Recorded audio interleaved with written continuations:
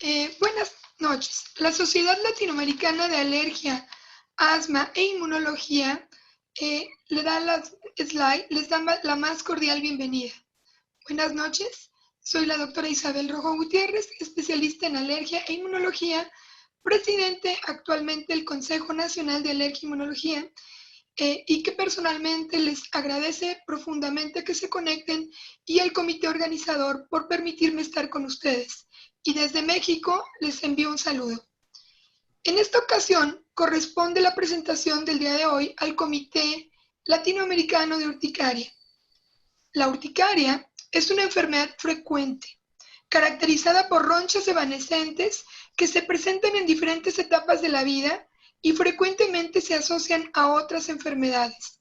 Es por eso que el día de hoy contamos con la valiosa participación de la doctora Iris Medina, especialista y consultora en alergia e inmunología clínica en Argentina, miembro de la red Galen y YouCare, expresidente de la Asociación Argentina de Alergia e Inmunología Clínica, exdirector del Comité Científico de Inmunodermatología de la misma asociación, y que el día de hoy nos tocará el tema de generalidades en urticaria y comorbilidades en esta enfermedad.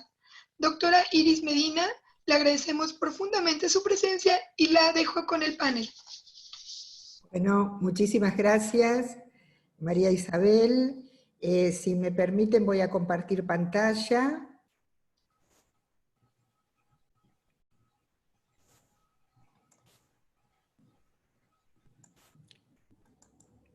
Bueno, ¿escuchan bien?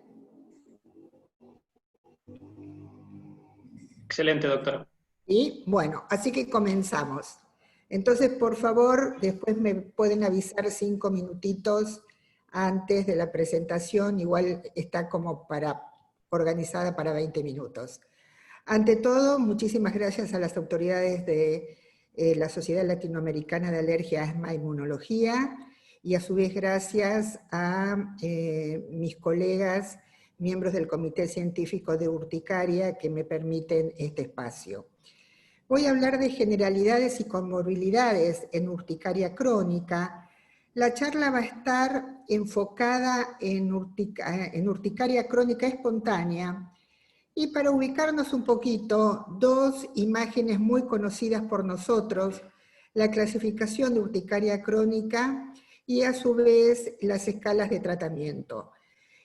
Como digo yo, para llegar a una clasificación de urticaria crónica, nosotros tuvimos que tener un interrogatorio del paciente, laboratorio si aplica, interrogatorio, examen físico, diagnósticos diferenciales, y en un tratamiento realmente ver si hay una respuesta o no a antihistamínicos, si los pacientes están medicados con monoclonales, si hay una respuesta rápida o no. Y en todo este encuadre del paciente aparecen las comorbilidades.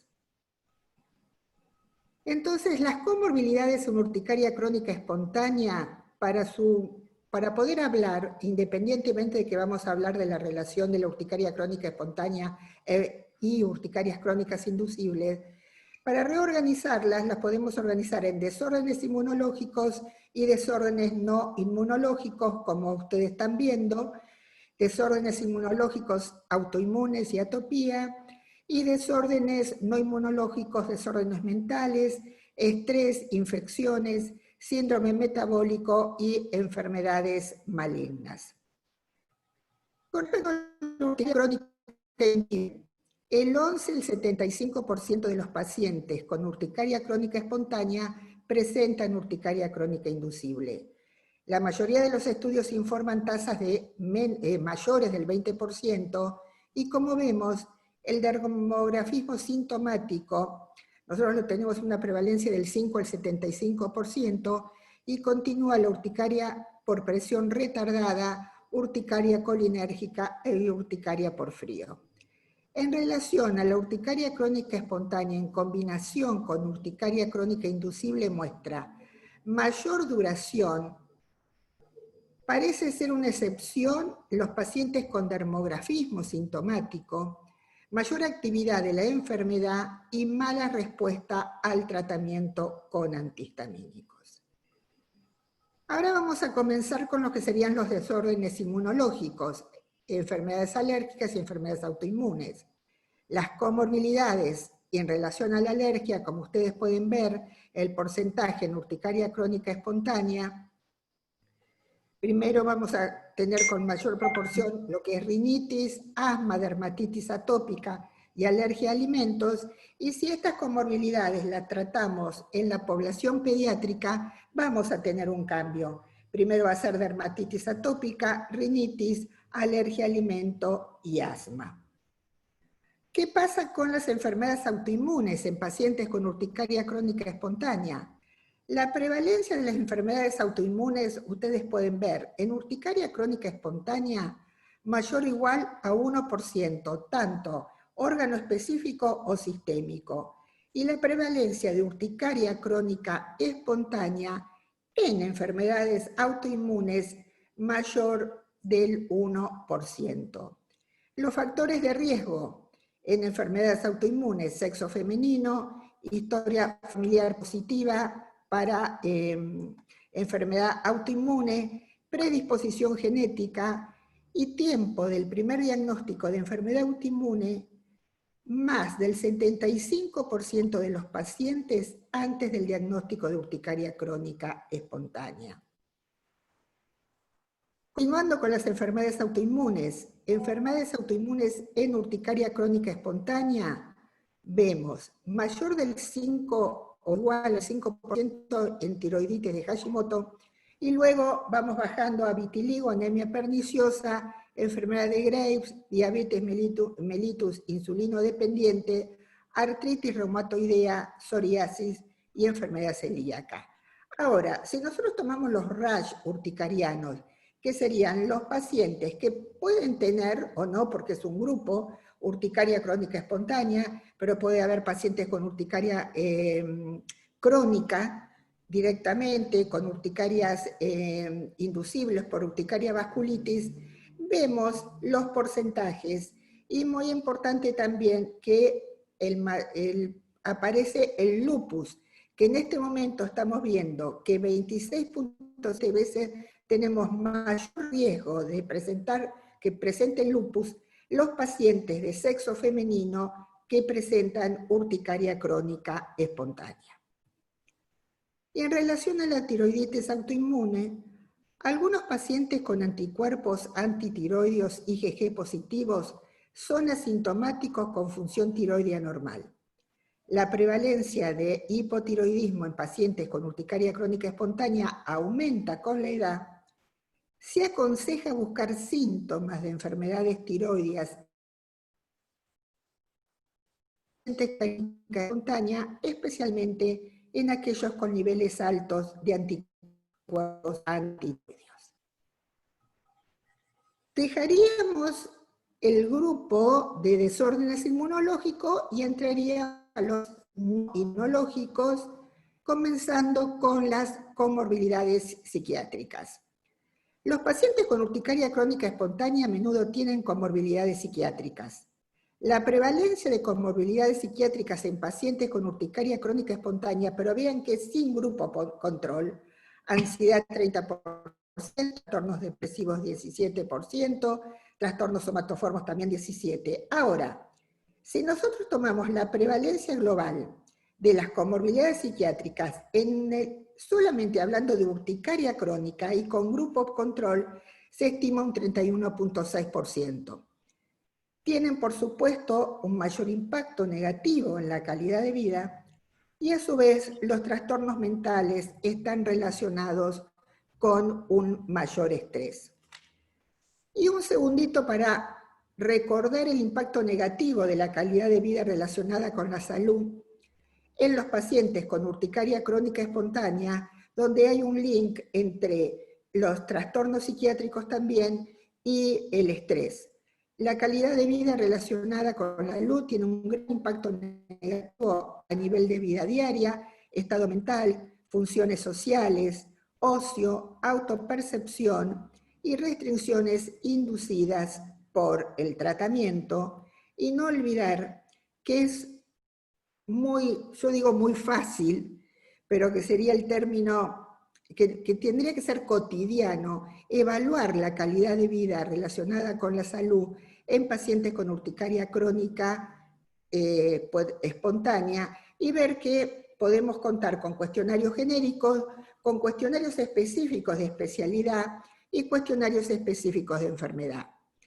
Hablando en este momento, podemos usar los cuestionarios específicos de enfermedad, de especialidad o enfermedad, que serían dermatología, el Dermatology Life Quality Index. Lo importante, a su vez, es que tiene su versión A para la población pediátrica, que es lo que ustedes pueden ver, el Children Dermatology Life Quality Index, y también tener en cuenta que presenta otro cuestionario para medir el impacto negativo de la calidad de vida en el cuidador.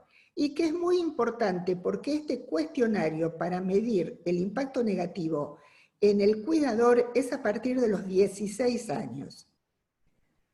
Volviendo al tema preciso, urticaria crónica espontánea y estrés. La angustia emocional es significativamente mayor en pacientes con urticaria crónica espontánea con trastornos mentales. La mayoría de los pacientes con urticaria crónica espontánea informan estrés, pero también los niveles medios de angustia son comparables a los de la población en general.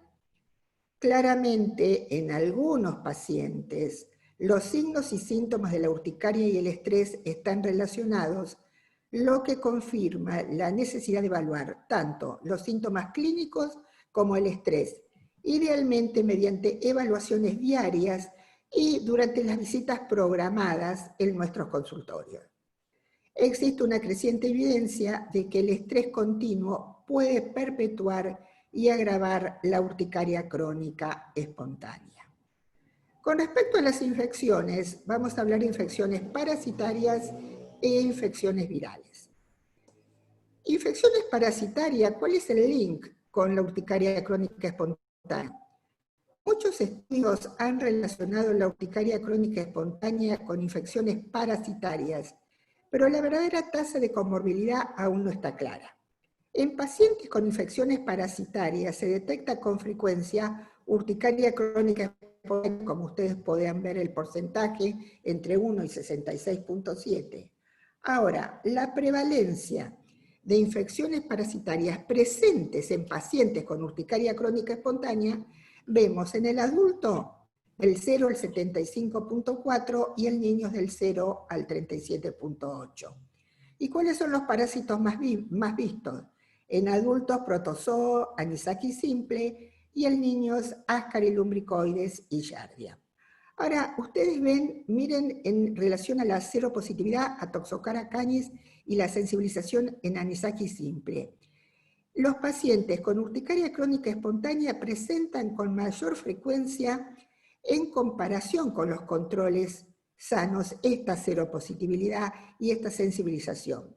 La eficacia, a su vez, del tratamiento en fármacos antiparasitarios oscila entre el 0 y el 100%, o sea que realmente es como si fuera infinito, ¿no? Entre el 0 y el 100. En relación a hepatitis virales y urticaria crónica espontánea, se ha informado que las infecciones virales crónicas, incluidas las causas por el virus de la hepatitis B y el C, son comorbilidades en urticaria crónica espontánea. La prevalencia tanto de hepatitis B como C en estos pacientes no parece aumentar, o sea, como a veces no tenemos datos concretos. Menos del 5 al 2% de los pacientes con urticaria crónica espontánea tienen hepatitis B y C respectivamente. Menos del 3% de los pacientes con hepatitis C tienen lesiones urticarianas, incluida urticaria crónica espontánea. El tratamiento de la hepatitis C podría conducir a la remisión de la urticaria crónica espontánea en pacientes individuales. Ahora, ¿qué sucede entre este link de urticaria crónica espontánea y síndrome metabólico? La urticaria crónica espontánea parece compartir algunos mecanismos patológicos con el síndrome metabólico. el estado proinflamatorio, el aumento del estrés oxidativo, alteración del perfil de adipocinas y activación del sistema de coagulación. Y a su vez existen evidencias epidemiológicas sobre la asociación entre la urticaria crónica espontánea y el síndrome metabólico y sus componentes como la obesidad, la hipertensión, la hiperlipidemia y diabetes. El sexo femenino y la edad afectan las comorbilidades. Y en relación a los componentes del síndrome metabólico, en hipertensión, en urticaria crónica espontánea moderada severa, la hipertensión fue asociada con extensión prolongada e influyó en la remisión de la enfermedad. Ahora vemos en urticaria crónica espontánea en relación a grupo control, los pacientes con urticaria crónica espontánea tienen mayor riesgo de desarrollar hipertensión que los pacientes que no tienen urticaria crónica espontánea.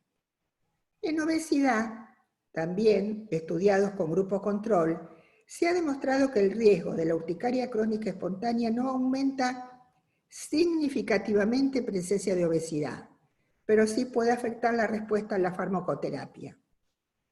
En relación a la hiperlipidemia, hablamos acá de urticaria crónica, grupo control. La urticaria crónica se asoció con haber recibido un diagnóstico previo de hiperlipidemia. Y en relación a la tolerancia a la glucosa, los valores fueron significativamente altos en pacientes con angioedema en comparación con pacientes con urticaria crónica espontánea. Enfermedades malignas. Todos sabemos, todos recordamos, las guías actuales no recomiendan el screening de malignidad en pacientes con urticaria crónica a menos que lo indique la historia clínica específica dada la insuficiente evidencia de una relación causal. Yo voy a hablar de dos revisiones, una realizadas en el año 2018 y en el próximo slide es una revisión del 2019. En esta revisión ha participado la doctora Desiree Arenas, en los cuales reportan 26 casos de neoplasias relacionadas con urticaria.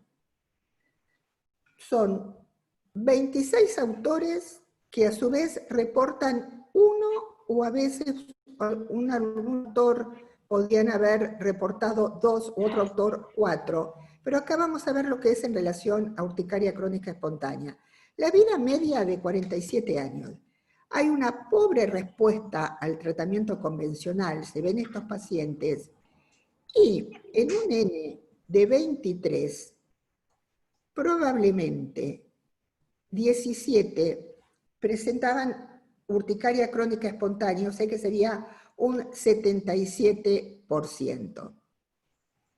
Los síntomas de 2 a 8 meses antes de que se detecte la malignidad, o sea que comienzan mucho antes, y las neoplasias que se encontraron vinculadas a urticaria crónica espontánea en los informes de casos fueron principalmente carcinoma papilar de tiroides, cáncer de pulmón, origen hematológico.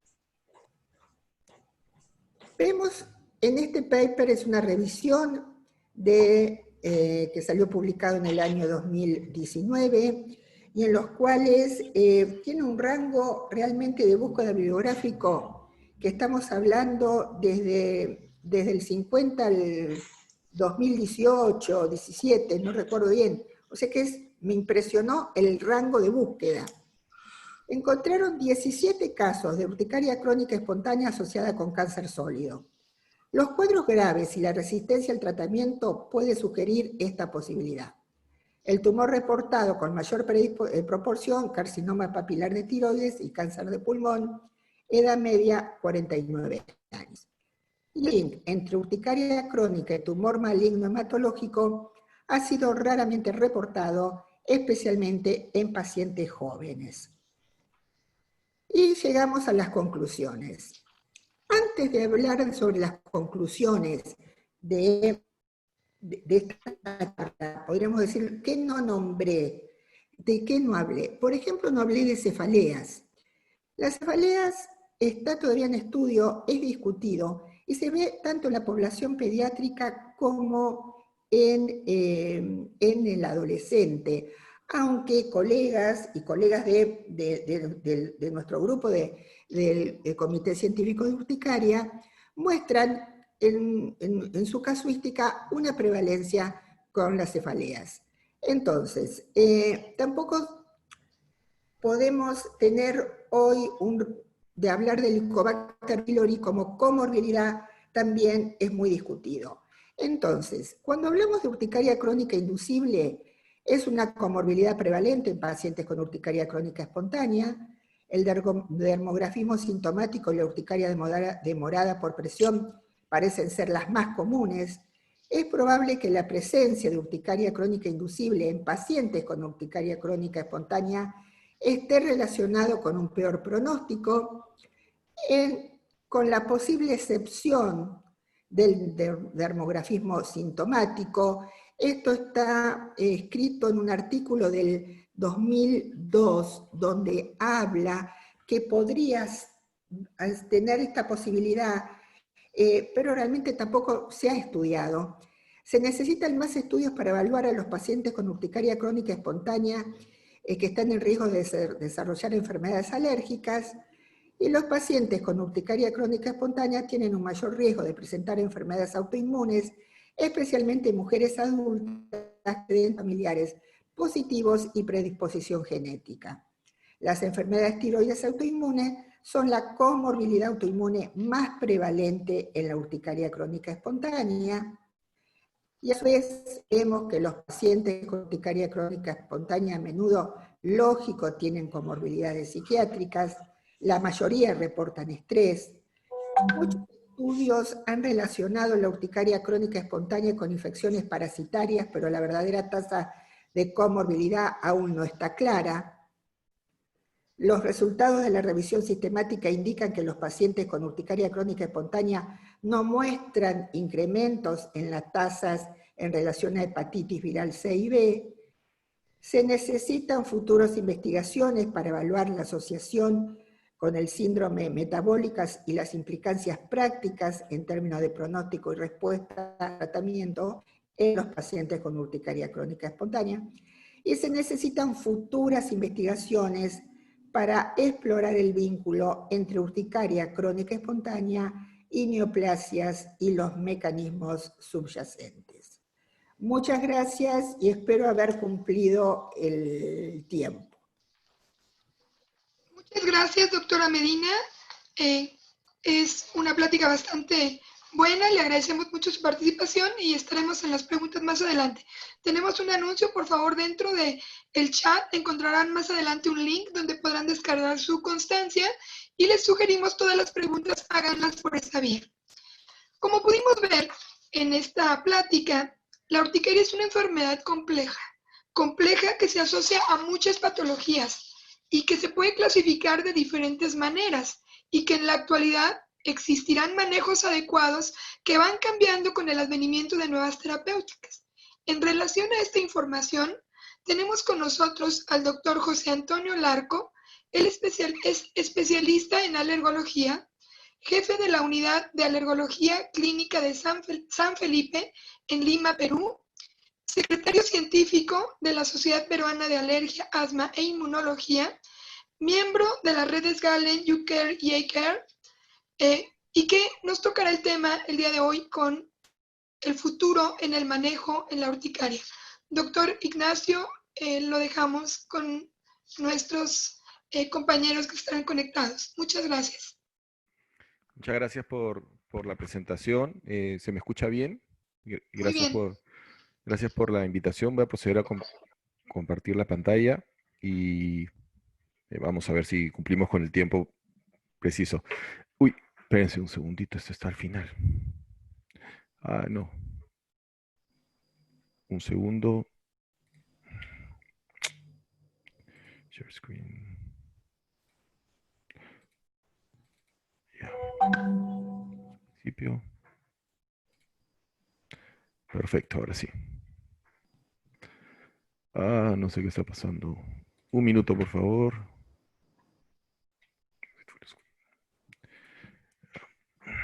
Listo.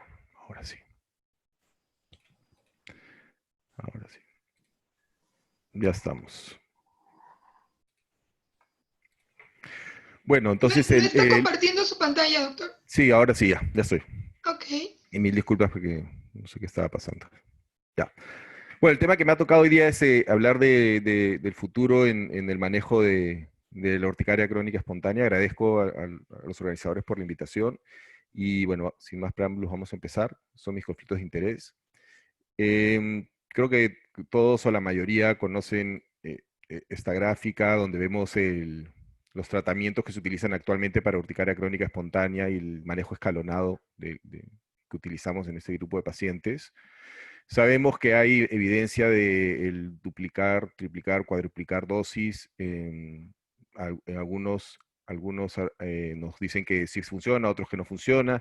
Hay incluso algunos artículos en los que nos dicen de aumentar más la dosis hasta sextuplicarla. Pero lo que está claro es que hay como un 40 o 60% de pacientes con urticaria crónica espontánea, según las distintas series que veamos, que no se controlan con dosis altas de antihistamínicos. Y en esos pacientes pasamos generalmente a una tercera escalón de tratamiento y actualmente es el omalizumab, y vemos que hay varios artículos, publicaciones, los estudios primeros y luego experiencias a nivel latinoamericanas, donde vemos que el omalizumab es una buena opción para nuestros pacientes, pero incluso hay un buen grupo de pacientes con omalizumab que no llegan a un control, utilizando incluso dosis más altas off-label, ¿no? La dosificación es 300 miligramos cada 4 semanas, y algunos pacientes y en algunos estudios con nuevas patologías vemos que usamos hasta 600 miligramos cada 4 semanas sin conseguir mejoría.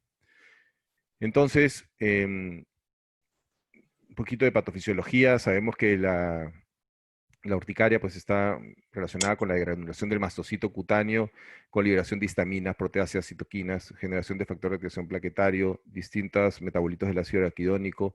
Todo esto pues produce esta activación del mastocito, produce toda esta liberación de sustancias que producen activación del sistema nervioso, produciendo prurito, vasodilatación, extravasación, produciendo el eritema y las ronchas y un infiltrado por el reclutamiento celular. Pero aparte tenemos el mastocito y vemos que el mastocito actualmente lo que se hace con el omalizumab pues es controlar un poco la IgE libre y el receptor de alta afinidad de la IgE. Sin embargo, hay una serie de receptores y de sustancias dando vueltas alrededor de la patofisiología de la urticaria crónica que de momento no se están abordando. Y eso es lo que vamos a tocar un poco ahora. Voy a pasar hablando al inicio de lo que son los tratamientos que están licenciados actualmente y se utilizan off-label, y luego de fármacos que están en proceso de licenciamiento para urticaria crónica. Entonces, tenemos los inhibidores de TNA-alfa, de factor de necrosis tumoral.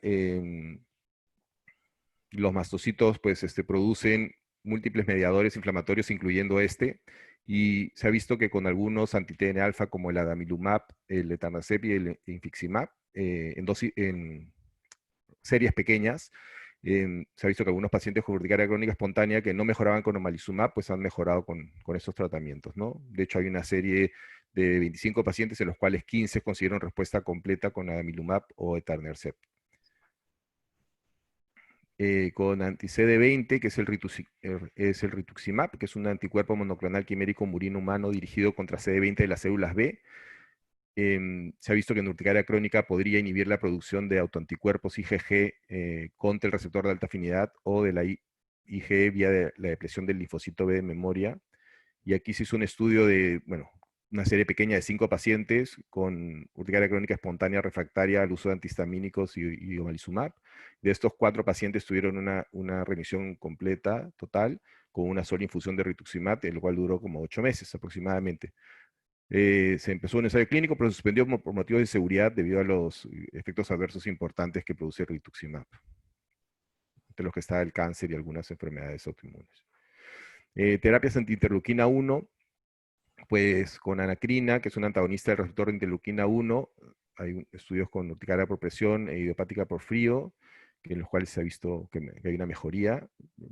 Mencionar que los interleuquina 1 está muy relacionada con el síndrome periódico asociado a siropirina, el CAPS, y al síndrome de Schnitzler, Se utiliza para estas patologías, y por lo mismo que se utiliza para estas patologías, pues se ha intentado utilizar en urticaria crónica.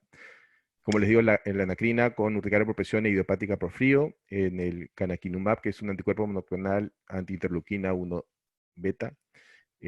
Hay un estudio en fase 2 randomizado doble ciego controlado con placebo para urticaria crónica, moderada severa, en 20 pacientes con 150 miligramos subcutáneos, pero aún no hay resultados publicados, está en vías de publicación. Y con el rilonacept también, con urticaria friore, se estima enrolar 20 pacientes, este todavía no ha iniciado. Con terapias anti-interleuquina 5, la interleuquina 5 induce a la maduración, activación y reclutamiento de los eosinófilos. De los eosinófilos, y suele estar elevada en las lesiones de urticaria. Entonces, ahí es con el benralizumab, que es un anticuerpo monoclonal anti-interleuquina 5, el receptor alfa, la zona alfa del receptor. Se ha hecho un estudio abierto, simple ciego, con 12 pacientes con urticaria crónica espontánea refractaria de tratamiento, y estábamos pendientes de resultados. Y el mepolizumab y el reslizumab, que es el antiinterleuquina 5, también hay un estudio con mepolizumab, 100 microgramos subcutánea por 5 aplicaciones, también pendientes de resultados. Con dupilumab, que es el antiinterleuquina 4, interleuquina 13, que bloquea la unidad del receptor que comparten, la subunidad interleuquina 4 alfa. Al inhibir las señales de interleuquina 4 y interleuquina 13, inhibe la producción de IgE, que puede beneficiar a la urticaria crónica espontánea. Entonces, Lee y Simpson han reportado un buen control con dupilumab en 6 pacientes que han estado mal controlados a pesar de OMA, en dosis de 600 miligramos cada 4 semanas. Y actualmente hay 2 estudios en fase 2A que están evaluando seguridad y eficacia con dupilumab, tanto en urticaria crónica espontánea como en urticaria crónica colinérgica, ¿no? Entonces, con estos tratamientos, en los cuales el rituximab, el mayor problema que tenemos es efectos adversos, pero se vio mejoría, y aquí no se ha ido más allá con los estudios. Con los anti-TNF hay unos reportes que parece que podrían ser interesantes, pero no hay estudios actualmente corriéndose con ellos. Sí, con el benralizumab, los cuales también se espera que pueda ir bien, así como con el mepolizumab, y con dupilumab, que se utiliza actualmente en dermatitis atópica y en poliposis nasal, pues se espera que también vayan bien los estudios, están corriéndose a día de hoy, ¿no? Las series que hay de momento con estos tratamientos son pequeñas, pero que muestran que podrían servir. Y bueno, el omalizumab en dosis más altas de lo establecido también podría ser un tratamiento importante.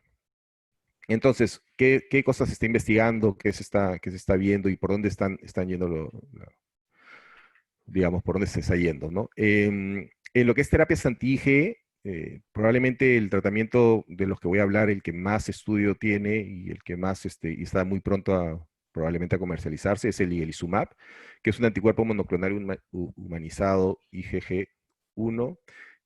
Se une con alta afinidad al dominio C-epsilon-3 de la IgE del receptor de alta afinidad. Su afinidad por la IgE es 40-50 veces mayor que la afinidad que tiene el omalizumab, y en vivo presenta una supresión del PRIC-T 6 a 9 veces más potente que omalizumab, ¿no? Entonces, por eso dicen que es como un super anti-IgE, ¿no? Por eso una mayor supresión y más prolongada de la IgE libre y de la IgE en la superficie de los basófilos circulantes comparados con omalizumab. Entonces, les voy a mostrar un estudio de fase 2B multicéntrico randomizado doble ciego, que es para buscar la dosis controlada con placebo y con un activo que es omalizumab. Es para ver la dosis respuesta de las distintas dosis del igelizumab, así como su eficacia y seguridad. Se hizo en pacientes de 18 a 75 años, con urticaria crónicas espontáneas mal controladas. Se screenaron 574 pacientes, 382 fueron randomizados y completaron el estudio 338. Las dosis utilizadas del igelizumab fueron 240, 72, 24 miligramos cada 4 semanas, y de omalizumab 120 miligramos. y se usó en un grupo, y ahora les voy a enseñar cómo, una dosis de ligelizumab de 120 miligramos. Los pacientes podían estar usando antihistamínicos en dosis habituales, hasta 4 veces la dosis habitual, o sea, hasta cuadruplicar dosis, y algunos usaban anti-H2 o antileucotrienos también, ¿no? Y los puntos de corte fueron en la semana 12 y en la semana 20. Entonces, como ven, se hizo una randomización, habían 6 brazos de tratamiento: ligelizumab 240 miligramos cada 4 semanas, ligelizumab 72 miligramos cada 4 semanas, ligelizumab 24 miligramos cada 4 semanas, omalizumab 300 miligramos cada 4 semanas. Y luego habían 2 ramas de placebo. En un grupo se puso ligelizumab de 120 miligramos, una sola dosis, y era para ver el efecto o la duración del tratamiento en una sola dosis. Y luego el otro grupo placebo que no recibió nada, ¿no? Las reacciones adversas, pues reacciones locales fueron leves, y las moderadas pues eran básicamente locales. Todas estas fueron locales, y las más importantes con la dosis más alta. Infecciones respiratorias fueron las más frecuentes dentro de los otros efectos adversos, pero sobre todo y más en el placebo. Y la cefalea, que fue similar en todos los grupos. No hubieron muertes ni anafilaxias. Entonces esto es el cambio en el UA7 con las distintas ramas de tratamiento. Están más los colores porque realmente el placebo es esta línea de acá, esta azul de acá. Vemos cómo se comporta el omalizumab, que es el tratamiento que ya más o menos conocemos, ¿no? Esta es la semana 12 de tratamiento, en la 20 se suspende.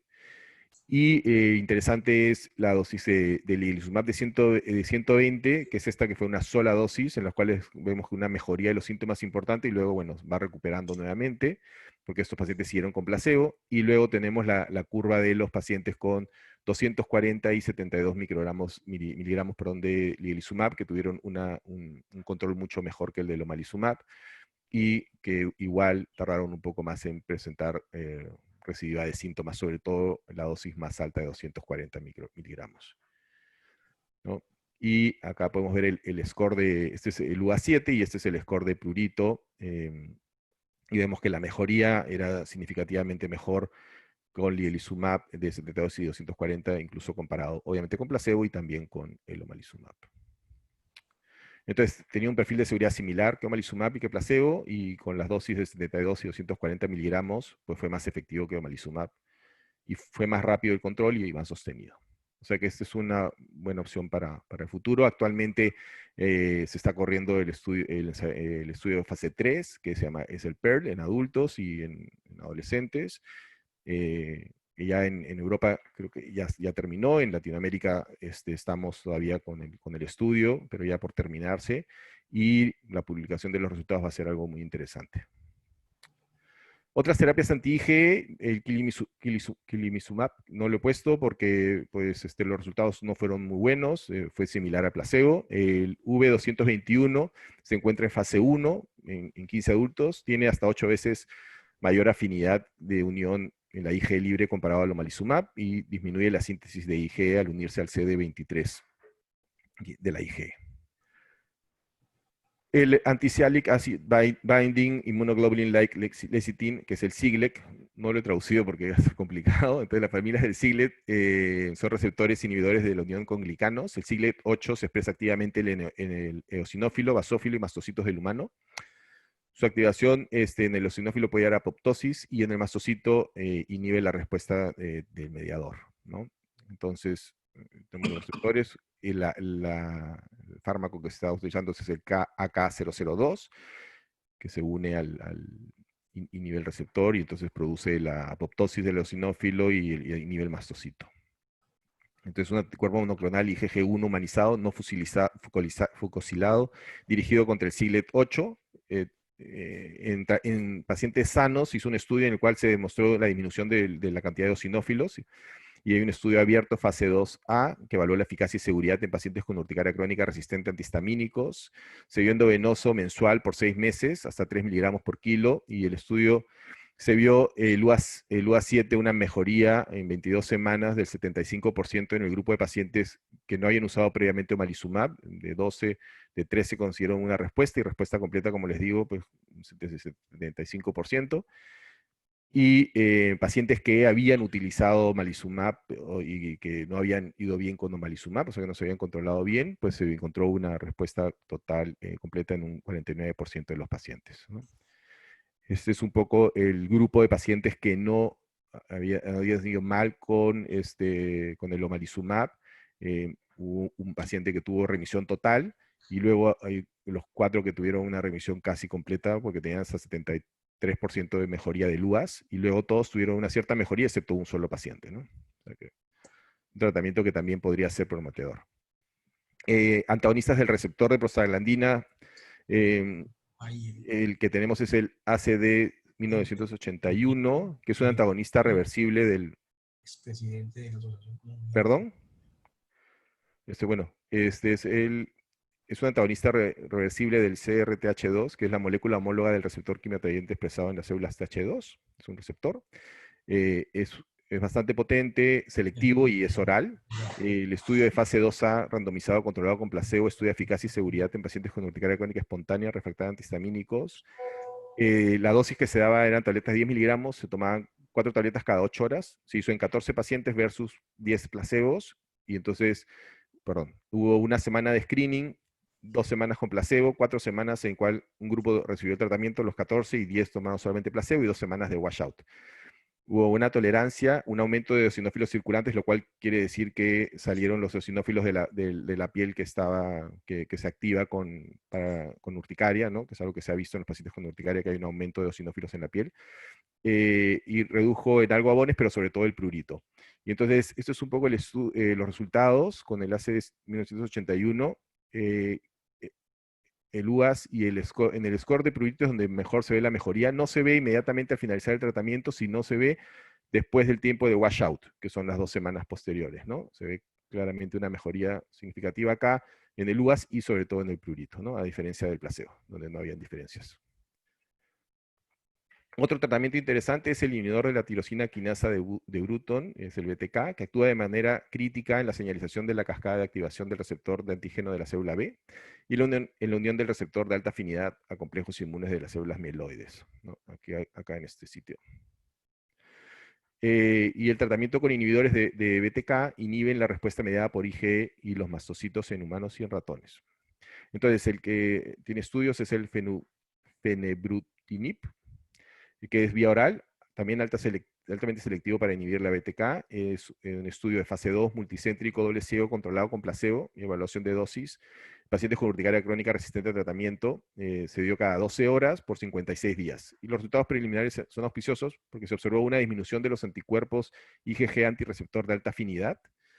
Ese es el tratamiento, 2 semanas de screening, luego se dio el tratamiento y luego se hizo un seguimiento por 4 semanas. Y estas fueron las dosis: 200 miligramos cada 12 horas, 150 una vez al día, 50 miligramos una vez al día, ¿no? Y esto es la evaluación de los síntomas. Este es el grupo placebo y vemos la disminución del UAS, del UAS 7, interesante e importante, con la dosis de 200 miligramos cada 12 horas. Con las otras también se ve una disminución, pero más importante es con la de 200 miligramos, la dosis más alta, ¿no? Y también se vio una disminución en el porcentaje de lo IgG anti el receptor de alta afinidad, ¿no? Que también es interesante, porque nos hace pensar en que los pacientes con urticaria con autoinmunidad tipo 2 podrían beneficiarse bastante con ese tratamiento. El U64, vía oral, una tableta cada 12 horas o 24 horas por 85 días. Hay un estudio en fase 2B, multicéntrico, en busca de dosis, en adultos con urticaria crónica mal controlada. De momento no hay resultados, eso está corriendo actualmente. Ya para ir terminando, después tenemos moléculas que se dirigen a vías intracelulares de activación del mastocito tras activación del receptor de alta afinidad, ¿no? Y ahí tenemos la tirosina quinasa del vaso, el SIC, que es un regulador central en promover la liberación de histamina y la síntesis de citoquinas, leucotrienos y prostaglandinas, y el CRC-HOMOLO2, que contiene inositol fosfatasa, SHIP1 y SHIP2, que tienen actividad inhibitoria del mastocito, ¿no? Entonces, este de acá, que es el GSK 264 es un potente inhibidor de SIC, inhibe la liberación de histamina por eosinófilos y basófilos in vitro, se utiliza de forma tópica, concentraciones son de 0,5 y de 1%, es fotoestable, Y el estudio de fase 2 que se está corriendo actualmente es controlado contra placebo, 17 placebos, 12 pacientes con urticaria frívole y 5 con urticaria crónica espontánea. Perdón, no se está corriendo ahora. Ya se terminó, mostró seguridad y están pendientes de la publicación de los resultados. Entonces, pues eso, hemos visto el AZD 1981 que trabaja a nivel del receptor CRTH2, también a nivel del BTK en el mastocito, el SIC, que es la vía tópica en mastocito también, el SIGLEC8, que es el AK002, y el Izumab y el V221, que son los anti-IgEs, ¿no? Y ya finalmente, no es todo, hay otras zonas donde se está pensando en estudiar, el CD300 y el CD200, los receptores NK1, están pensando en antihistamínicos contra el receptor histamina 4, pues también se está valorando poner tratamientos contra esos receptores. Después contra la sustancia P para el receptor MRGPRX2, también hay algún estudio probable con esta molécula, antisustancia T, y TSLP, interleuquina 33 y interleuquina 25, también es un lugar donde se podrían empezar a ver tratamientos.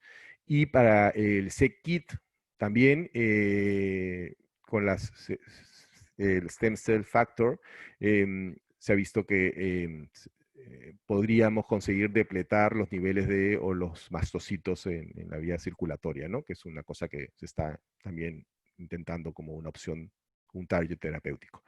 Entonces, bueno,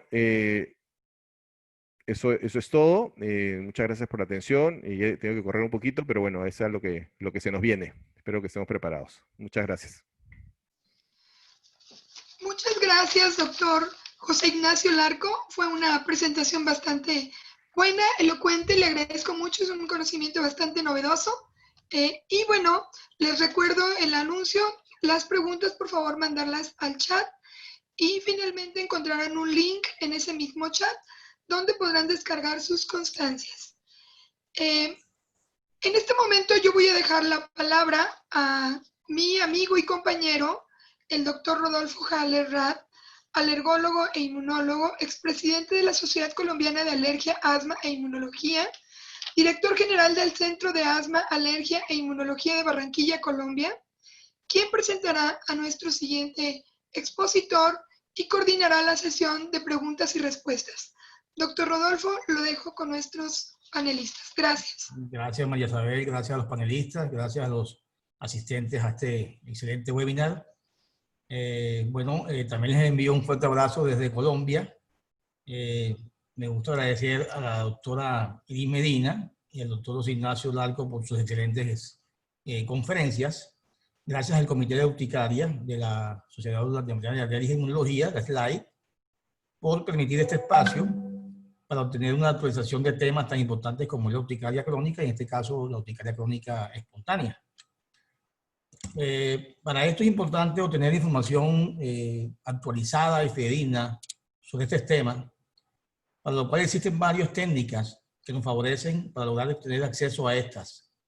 Por esto tenemos al doctor Iván Cheros Ojeda, especialista universitario en alergia e inmunología, especialista en neumología, magíster en investigación y epidemiología clínica, coordinador del Comité de Urticaria de la SLAI, quien nos hablará de tecnología de la información. Bienvenido, doctor Iván. Gracias. Buenas tardes acá, buenas noches para algunos países. Muchísimas gracias por la invitación. Felicito a los panelistas. La verdad que, y así mismo los coordinadores, muy interesantes esas conferencias. El día de hoy nosotros vamos a tratar un tema, ya que hemos visto algunas cosas, cómo es el tratamiento, cuáles son las comorbilidades, y nosotros vamos a hablar un poco sobre estas nuevas tecnologías de información y comunicación y cómo pueden favorecer en el tratamiento o la adherencia con los pacientes con urticaria crónica. El objetivo de esta charla va a ser dividido en 3 partes. Primero vamos a dar una definición de todas estas tecnologías de información. Posteriormente vamos a hacer una clasificación que nosotros hemos considerado interesante y después mostraremos los resultados de los estudios que hemos hecho. Pero cuando uno comienza a hablar de estas tecnologías de información y comunicación, lo importante es saber cómo es la comunicación. Y para eso nosotros sabemos que es un proceso complejo y que hay diferentes elementos que resultan indispensables cuando uno hace una comunicación. Aquí está el médico, acá está el paciente. Esa comunicación, para que sea efectiva, va a pasar por diferentes partes donde están los diferentes códigos, la transmisión, cómo le llega al paciente, y asimismo nuestro paciente cómo hace el feedback.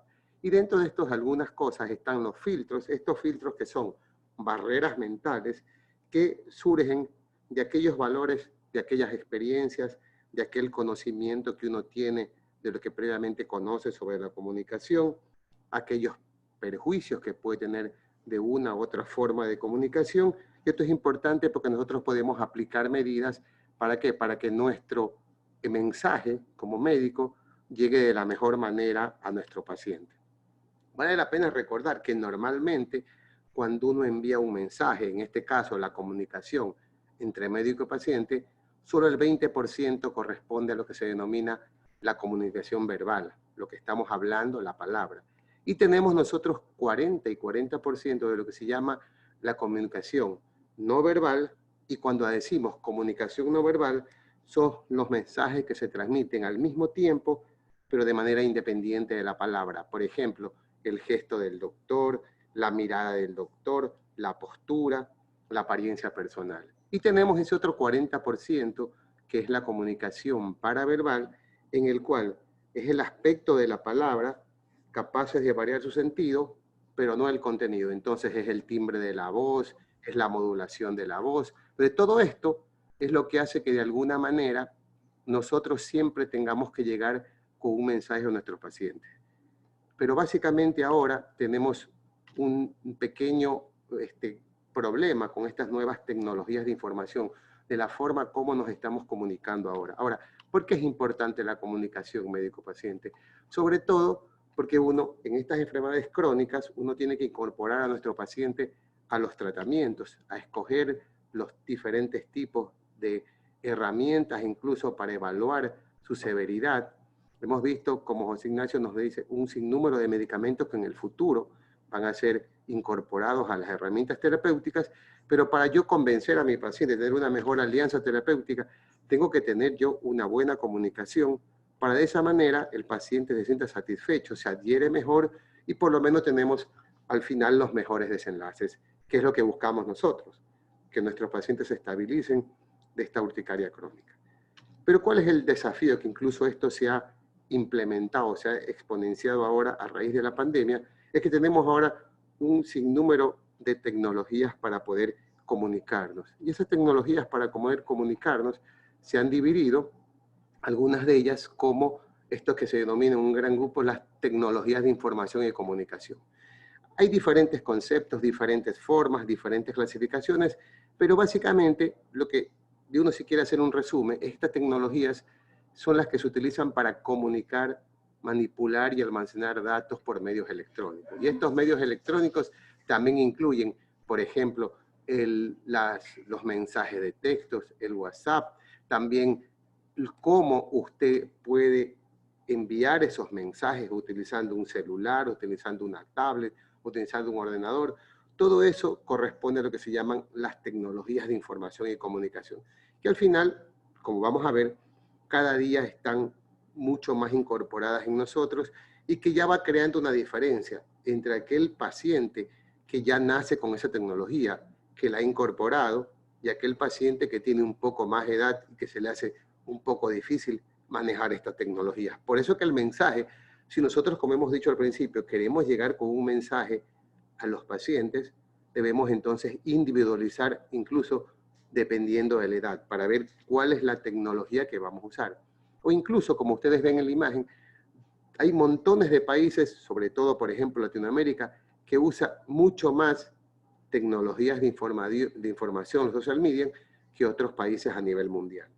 Y es así entonces que una de las primeras preguntas que nos hicimos nosotros hace unos años, a raíz de que había un montón de, por ejemplo, creación de páginas web, de parte de sociedades, de parte de con buena intención de laboratorios, pero pensábamos que los pacientes querrán de verdad recibir esa información o cómo reciben esa información. Es así que nosotros ya desde el año más o menos 2017 comenzamos a estudiar cuál es esa frecuencia, cuál es esa preferencia de utilizar esta tecnología de información en los pacientes con enfermedades crónicas. Así que estudiamos el asma, estudiamos la hipertensión, y entonces cuando pensamos, siendo que la urticaria crónica es una enfermedad que tiene una prevalencia importante, que es una enfermedad que hasta cierto punto, como bien dijo Iris, asociado a comorbilidades, ansiedad, depresión, es entonces que nos planteamos la idea y decir, bueno, ¿qué sucede con los pacientes que tienen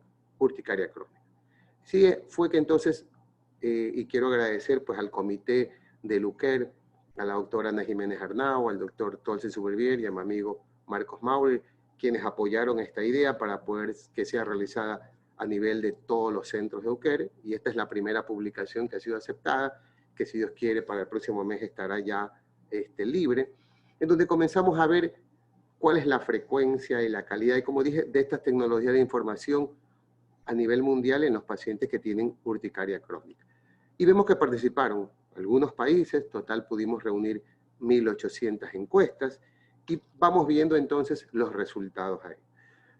Antes de eso, nosotros decidimos, en una forma post-hoc, una forma hasta cierto punto arbitraria, definir las categorías de estas TIC, de estas tecnologías de información.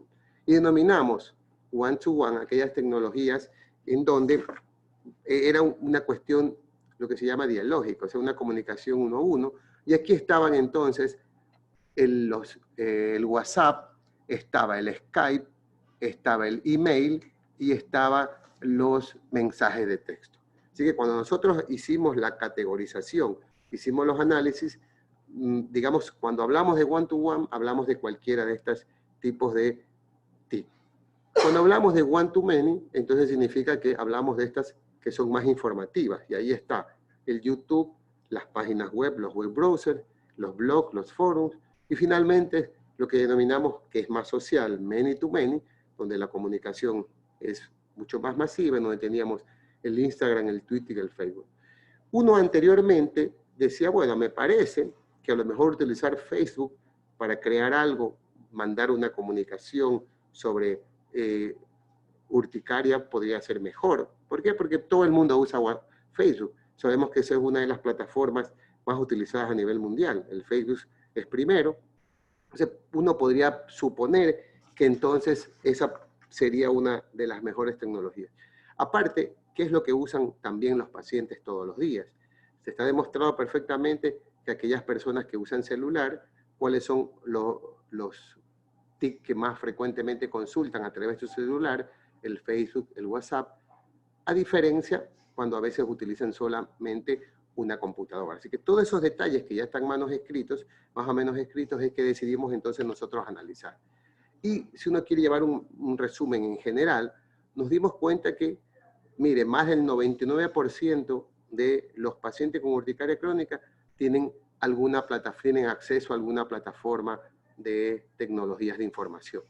Y el 96% tiene acceso a Internet.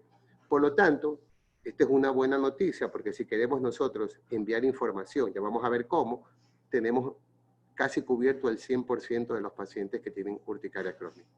Cuando se le preguntaba a ellos cuál es la TIC que más utilizaban para consultar sobre salud, los navegadores web definitivamente son los preferidos por los pacientes.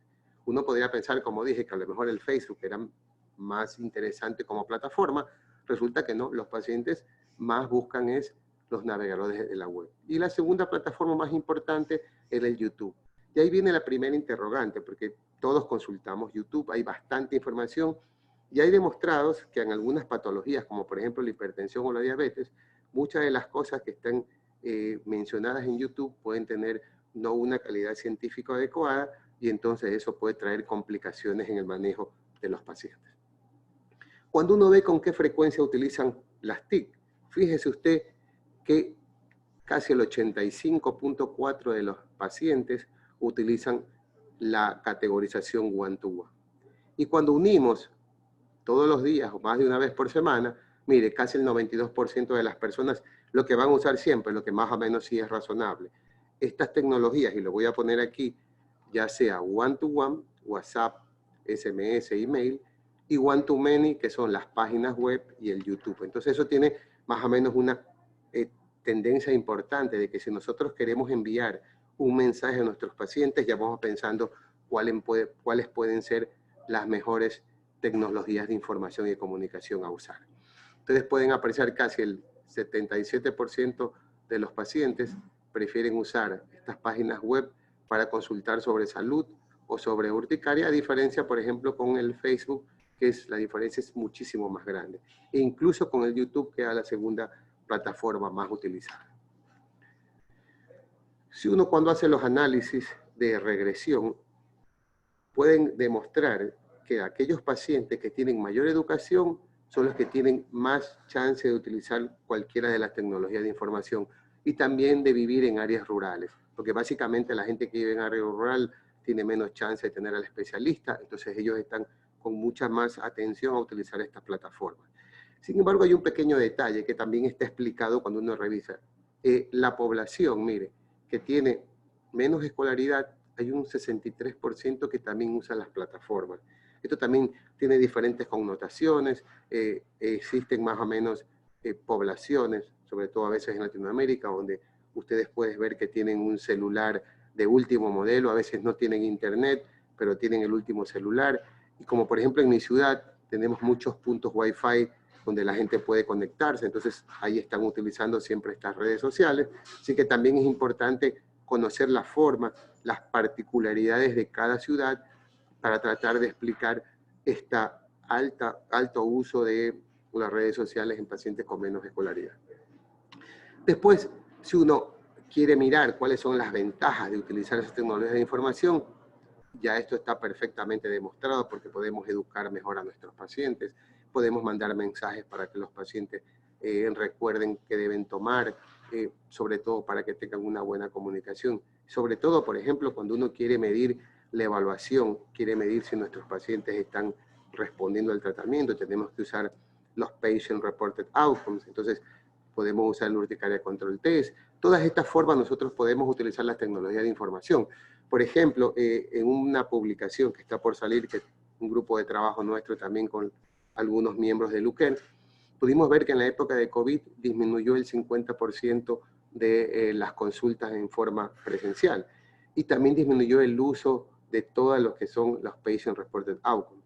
Si nosotros tuviéramos eso ya clasificado, una plataforma digital que nosotros pudiéramos enviarle y sea de fácil accesibilidad para los pacientes, entonces podemos incrementar ese uso. Así que viene bien de la mano conocer todas estas cosas porque estas tecnologías de información son oportunidades nuevas para mejorar la relación médico-paciente. Y entonces tenemos el segundo paper que estamos próximos a enviar a una revista para su revisión. Vemos cómo, aquí estudiamos cómo le gustaría a los pacientes comunicarse con su doctor y si a los pacientes les gustaría comunicarse entre pacientes, porque está demostrado que teóricamente cuando hay una buena hay unas redes entre pacientes, intercambian información y esto puede lograr una mejor adherencia o mejor satisfacción de los pacientes.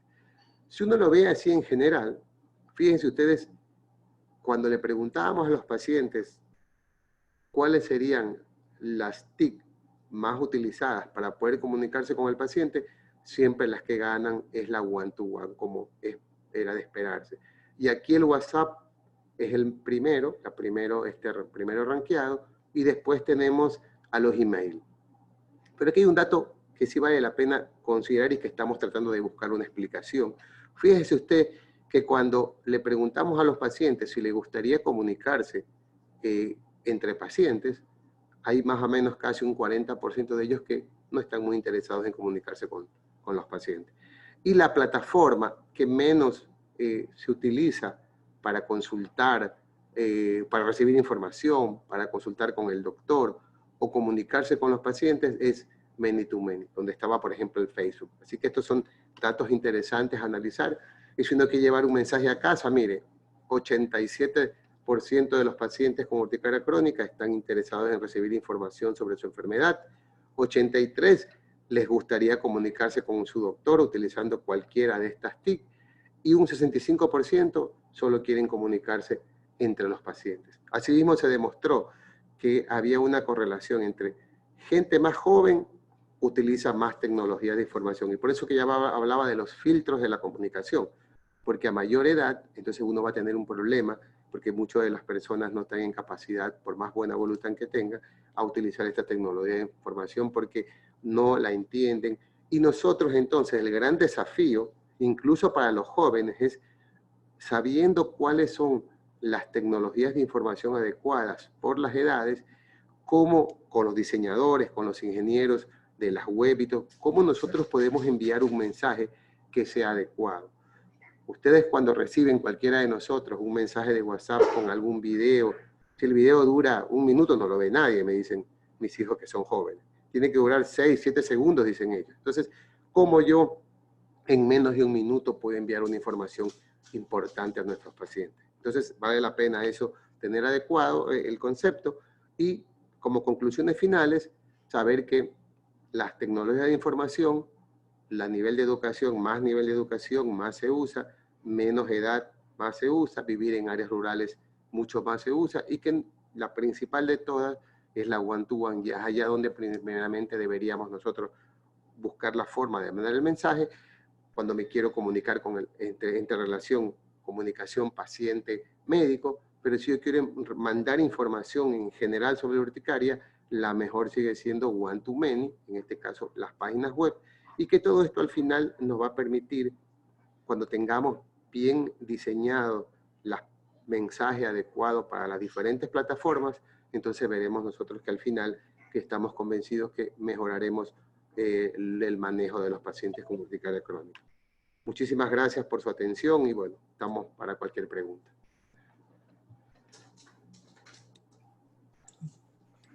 Gracias, Iván. Excelente conferencia. Importante esto de las comunicaciones con los pacientes.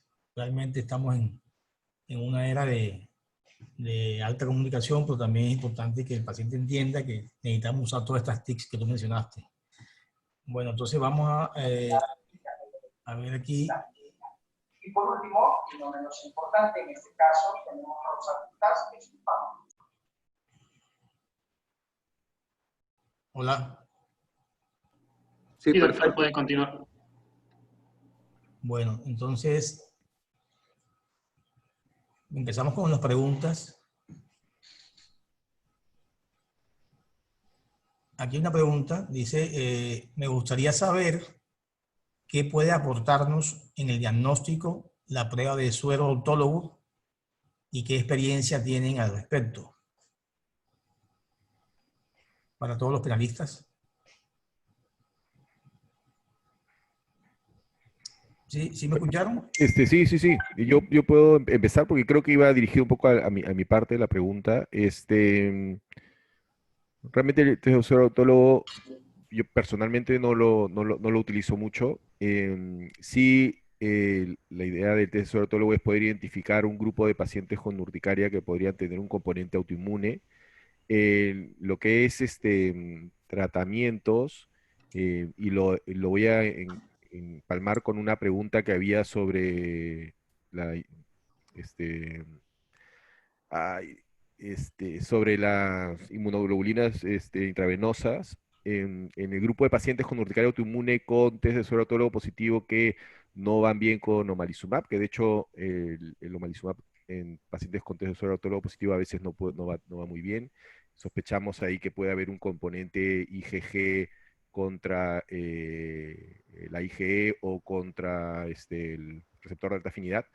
Pues hay algunos reportes en pacientes con inmunoglobulina intravenosa que aparentemente va bien, pero el problema de la inmunoglobulina intravenosa, contestando la otra pregunta, es que es endovenoso, es costoso y una sola dosis no es suficiente.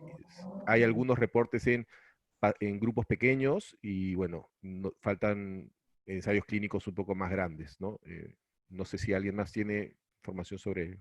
o Sí, quiere comentar sobre tal vez que solo. quisiera aportar un poco lo que tú Sí. hablas de la inmunoglobulina. Yo sé que José Ignacio eres joven, nosotros un poquito de más edad, cuando no había omalizumab, utilizábamos inmunoglobulina, pero la dosis había que darle 5 días, más o menos los pacientes se gastaban $1.200 a $1.500. Entonces, Esa era una de las grandes dificultades y los estudios eran pequeños. Cuando llega ya omalizumab, digamos, se dejó de estudiar un poco inmunoglobulina, pero los que pudimos usar, vimos buenos resultados.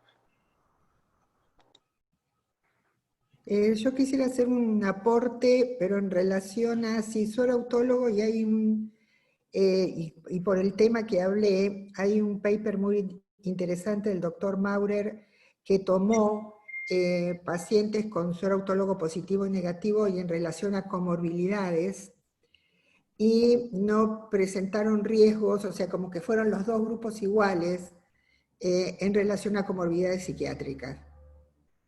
Yo, digamos, quiero aportar algo allí porque veo que a veces, y aprovecho estas oportunidades que están, tiene usted los dos lados, en la parte cuando uno quiere hablar de medicina basada en la evidencia, todo, y la parte de lo que hacemos en la vida diaria.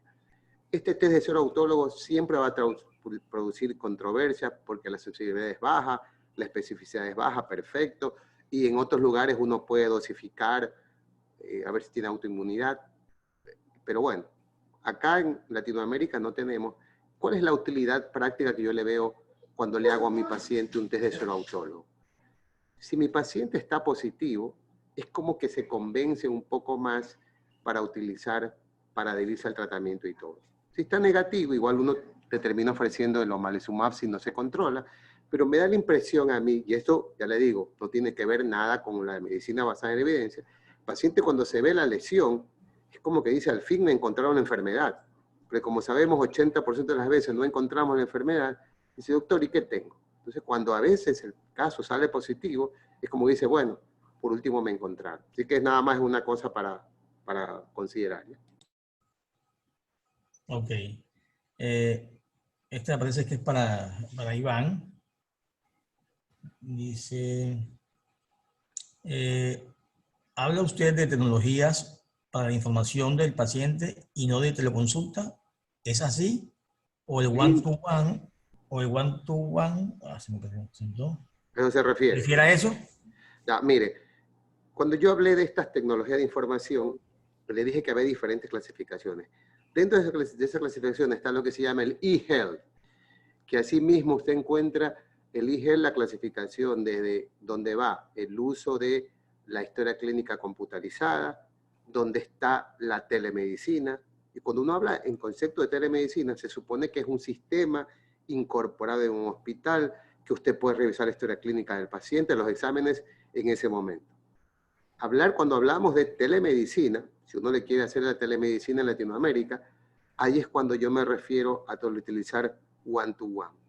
Yo les pregunto a todos ustedes, estimados colegas, ahora en la pandemia, ¿cuántos de nosotros no vimos pacientes por telemedicina? ¿Pero qué? Utilizando WhatsApp, utilizando un Zoom. Todavía eso, si uno quiere ser estricto, dice, eso no es telemedicina porque no tiene el sistema que tienen en otros lados. Llámelo como usted quiera, pero eso es e-health latinoamericano. Entonces, usted hacía la consulta con su paciente utilizando cualquiera de estas tecnologías de información. Que en este caso, en el estudio que va a salir publicado, ¿cuál fue la red social o la TIC más utilizada por los médicos en toda esta Latinoamérica y Europa que participaron en este estudio? Primero era el teléfono, la llamada telefónica convencional, y segundo fue el WhatsApp. Así que entonces por allí está explicado lo que me preguntaba. Y como me dice el doctor Labrut, efectivamente en pediatría muchísimo se estaba utilizando eso.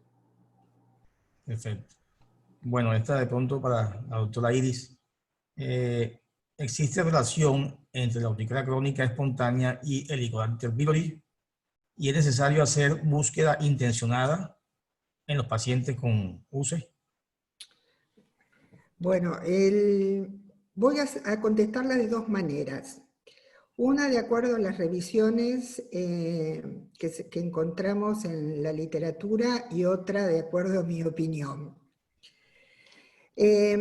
No existe hoy un link entre el Helicobacter pylori y urticaria crónica espontánea en las revisiones sistemáticas, y en la última que todavía no está publicada con el grupo del doctor Maurer, Ana Jiménez Arnau y Margarida González, no dice que está discutido. Ahora, en mi opinión, es como que cada vez tengo más dudas, al revés. ¿Por qué? Porque en su momento sí tuvimos una conducta de buscar el Helicobacter pylori y de tratarlo. Por el otro lado, hoy no está en revisión el tratamiento del Helicobacter pylori en los pacientes que tienen. Entonces, me parece que en estos eventos es muy importante ver y decir, bueno, realmente poder hacer una búsqueda, pero de acuerdo a la experiencia de cada uno. Porque uno va a hablar, yo he tenido un paciente con urticaria crónica, de los cuales le hice hace años el tratamiento y se curó directamente. Pero por el otro lado, vemos que no tenemos hoy realmente una evidencia, y como decía Iván, una cosa es el trabajo, o sea, que vos decís, la medicina basada en la evidencia, y después hay temas que pueden tener como un dislike por el hecho de acuerdo a la experiencia personal de cada uno. Si tienen algo para aportar ustedes, Iván. Sí. Mire, yo creo que ese tema siempre en toda conversación de urticaria crónica sale el Helicobacter pylori. Yo les pido es revisar un artículo que está en la revista que se llama Helicobacter, una revisión sistemática y metaanálisis del 2019. Lo importante de ese estudio, para hacerla corta, es que agarran a los pacientes que tienen Helicobacter pylori y le dan tratamiento. Y comparan no éxito y éxito. Al final es lo mismo. Entonces, creo que uno ya a estas alturas se va convenciendo de que es probable que no tenga nada que ver la relación entre el Helicobacter pylori y la urticaria crónica. Y ahí está la discusión, que el Helicobacter pylori tiene ciertos componentes que puede activar el mastocito, perfecto. Pero que el tratamiento sea algo que lo va a mejorar al paciente, ese último paper, digamos, es como que reúne todos los desde el 2010 y vale la pena leerlo porque ahí puede darse una idea mejor. Bueno, yo pienso que esta de pronto, José Ignacio, de pronto, utilidad del dímero D y fracción 1,2 de protrombina en UCI y opinión del uso de ligelizumab en UCI. Tú creo que lo mencionaste, pero... Sí, el dímero D, bueno, se utiliza para ver un poco de evolución, severidad. Efectivamente hay un componente de la cascada de coagulación que interviene en la urticaria crónica y sí se ve en algunos pacientes mal controlados el de dímero un poco elevado, en un grupo de pacientes, no en todos. Y justamente por el tema del dímero D, hay algún estudio que se ha hecho con ácido tranexámico. No lo he puesto, pero también se ha intentado con ácido tranexámico y algunos con resultado favorable, pero la mayoría de los reportes, que son pequeños, no se ha visto cambios comparados con placebo, y se está haciendo ahorita un ensayo clínico con levocetricina y ácido tranexámico, comparando los pacientes con dedímero elevado y los que no. Yo en la práctica habitual no le doy ningún tipo de utilidad, pero a veces sí lo solicito y bueno, a veces al elevado, a veces no, no es un poco inespecífico, me parece. En cuanto a lo que es ligelizumab, bueno, todavía no lo tenemos en el mercado. El estudio PEARL por lo menos está demostrando una buena eficacia. Tengo la suerte de participar en el ensayo clínico y por lo menos impresiona que va bastante bien el tratamiento, sin que todavía estamos en el doble ciego, o sea que no sabemos cómo va. Pero los reportes europeos en los cuales ya terminó, se ha visto que funciona mejor que el omalizumab, y que incluso en pacientes que no estaban yendo bien con omalizumab, que luego los pasaron a ligelizumab, pues se vio que ese grupo mejoró un porcentaje importante, como un 40% de ese grupo de pacientes mejoraron cuando cambiaron de omalizumab a ligelizumab. Perfecto. No sé si alguien tiene algún comentario con el de dímero. No. Bueno. De pronto, doctora Iris. cuando ya está establecido el diagnóstico de lupus o tiroiditis de Hashimoto, ¿con qué frecuencia puede verse la urticaria crónica espontánea? Bueno, los porcentajes son ínfimos, ¿no? En mi experiencia personal he visto pacientes con lupus, pero que realmente presentan una urticaria vasculitis. Pero hablamos de porcentajes muy bajos. Cuando hablamos por eso cuando hablamos de las enfermedades autoinmunes por separadas o si no directamente en todas las enfermedades. Ok. Bueno, pues esta es la última. Bueno, yo entiendo, la pregunta entiendo de que dice, algunos de los fármacos propuestos ante el fracaso de omalizumab ha sido comparado con ciclosporina. El siguiente escalón después de omalizumab, ¿cuál es? Pienso que está preguntando que si fracasa con omalizumab, ¿cuál sería el siguiente paso? O sea, en lo pienso que... Ah, perdón. No, es que la pregunta sí, como si fallara con omalizumab, pero ahí enseguida la pregunta dice que si es ciclosporina. Es como en el Sí, escalón que llevamos.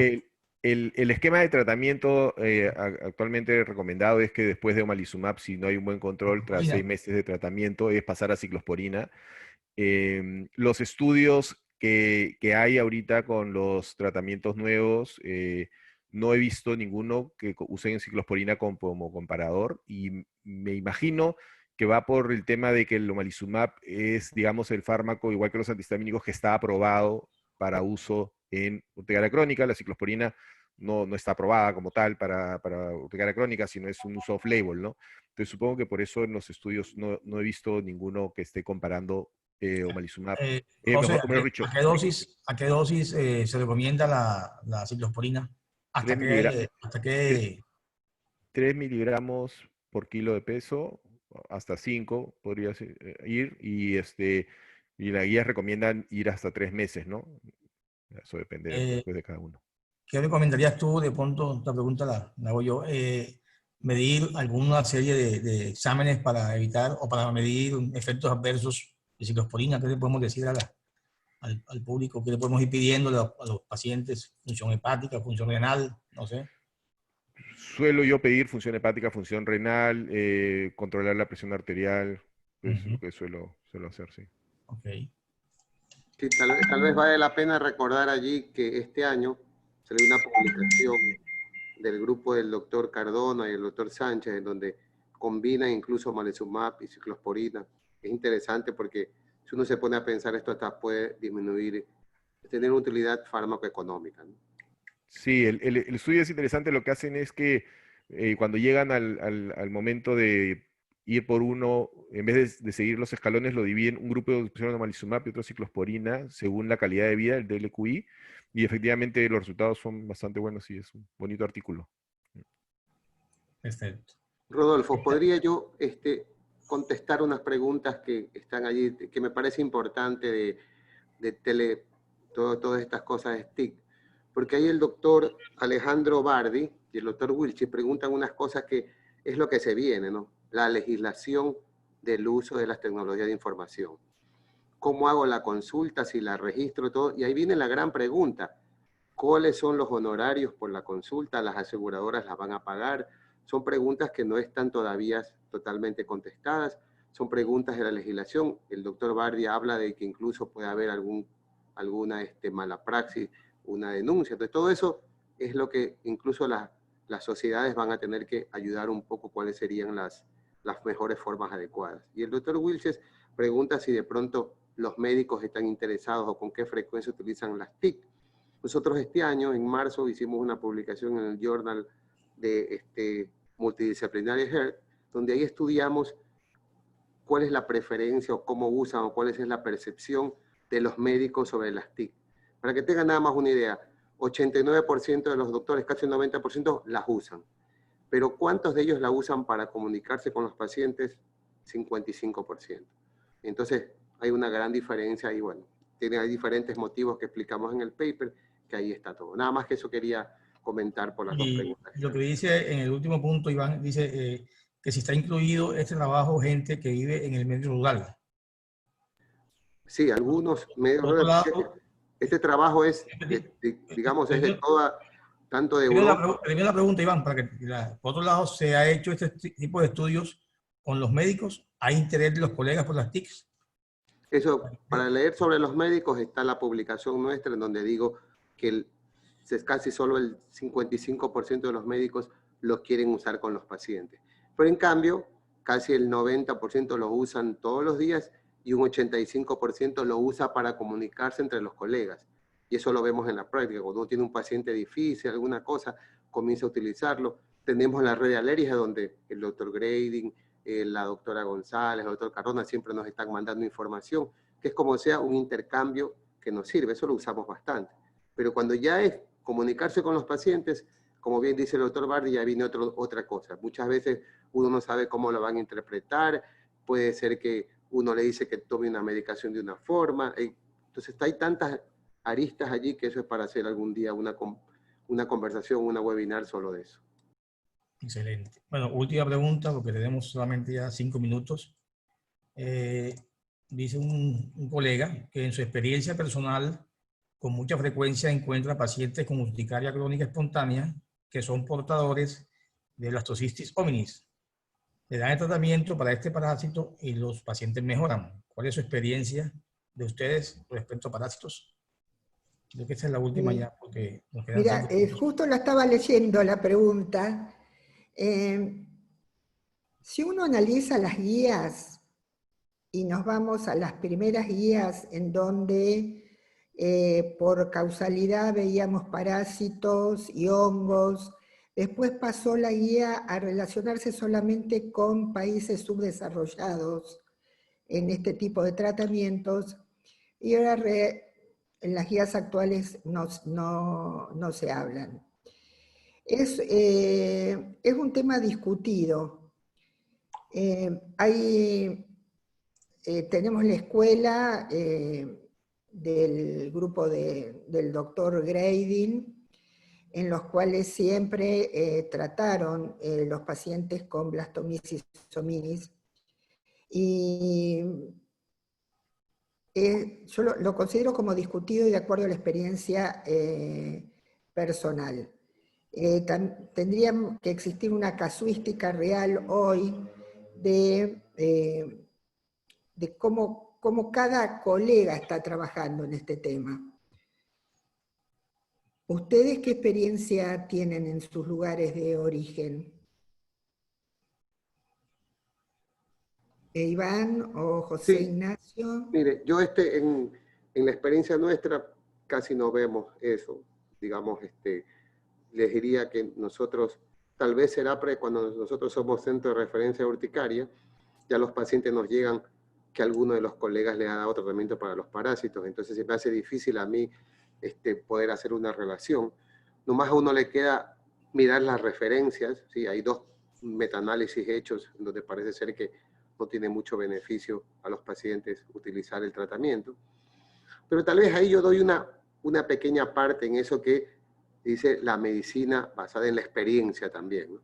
Uno pregunta a los colegas con muchos años más de experiencia que uno y dicen, bueno, mira, si hay un porcentaje de chance que el paciente se mejore con el antiparasitario y se evita tener que utilizar medicación tan cara en la actualidad por tantos meses, dice, yo me la juego. Le doy, si no mejoró, ya está. Entonces, yo sé que eso, la gente se pone a discutir, no se debe hacer, están los papers, perfecto. Pero digo que es lo que muchos colegas hacen. Nosotros no tenemos esa experiencia porque lamentablemente ya lo recibimos a todos los pacientes tratados. ¿Cuántos de esos le dieron y mejoraron? Y bueno, ahí no sabemos. Como bien dice Iris, ojalá se haga el estudio. Bueno, aquí este tema es sinceramente un tema de mucho temas de experiencia de cada país, de cada zona, ¿no? Bueno, pues le agradecemos a los conferencistas, doctora Iris Medina, José Ignacio, Iván, mi compañera María Isabel, por pues, estar acá con nosotros en este excelente webinar y pues por darles el tiempo que ya estamos finalizando. Les agradecemos su asistencia a los que están conectados y pues agradecerles también que hayan estado todo el tiempo haciendo preguntas tan interesantes. Pues no siendo más, quedamos entonces pendientes para una próxima ocasión. Gracias a todos. Listo. Gracias. Gracias. Muchas gracias a todos. Hasta Un luego. abrazo. Saludos de Perú. Gracias, de Colombia. De Argentina. De Ecuador.